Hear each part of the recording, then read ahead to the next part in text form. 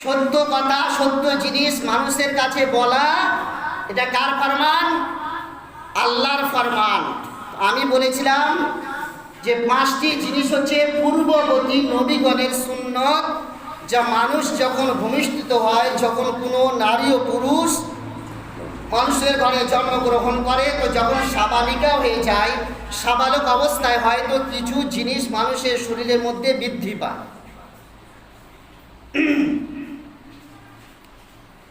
যা এই হাদিস খানা মূল গ্রন্থ, মূল বই আরবিক মুসলিম শরীফ, বুখারী শরীফের 2য় খণ্ড, পৃষ্ঠা নম্বর 875, যার একটা অধ্যায় আছে, একটা চ্যাপ্টার আছে, যে চ্যাপ্টার বা যে অধ্যায়ের নাম হলো বাবু কাসাসি শারাবি।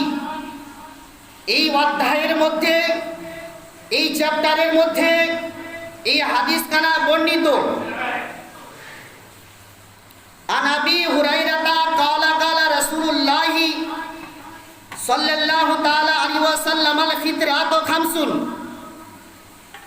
আল খিতান ওয়াল ইস্তিহদাদ ওয়া কাসাশ শরীবে ওয়া তাকলিমুল আসফারে ওয়া নাতকু ওয়া নাতকুল আবতি। জোরে বলুন সুবহানাল্লাহ। যার রাবী, যার বর্ণনাকারী হচ্ছেন হযরত সাইয়্যিদনা আবু হুরায়রা রাদিয়াল্লাহু তাআলা আনহু। আন আবি হুরায়রাতা ক্বালা, হযরত আবু হুরায়রা রাদিয়াল্লাহু তাআলা আনহু থেকে বর্ণিত, কালা রাসূলুল্লাহ সাল্লাল্লাহু তাআলা আলাইহি ওয়াসাল্লাম, নবী পাক সাল্লাল্লাহু তাআলা আলাইহি ওয়াসাল্লাম বর্ণনা করেন, আল ফিতরাতু খামসুন,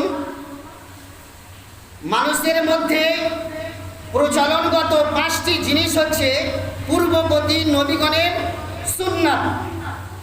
তার মধ্যে নাম্বার 1 আল খিতানো, খাতনা করনা, অর্থাৎ আমরা যাকে মুসলমানি, মাতৃভাষায় মুসলমানি বলে থাকি, অনেকে মুসলমানি বলি না, বাচ্চাকে সুন্নাত দেয়, কেউ সুন্নাত বলে, কেউ মুসলমানি বলে, ওটাকে আরবি ভাষায়, উর্দু ভাষায় খাতনা বলা হয়।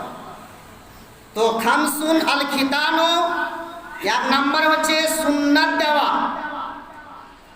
মুসলমানি করা। ওয়াল ইস্তিহদাদ, 2য় নাম্বার হচ্ছে মোয়ে জেরে না মুন্ডনা, অর্থাৎ মানুষ যখন সাবালিকা হয়, মেয়ে যখন সাবালিকা হয়, ছেলে যখন সাবালক হয়, তখন তার নাভির নিচে চুল গজায়।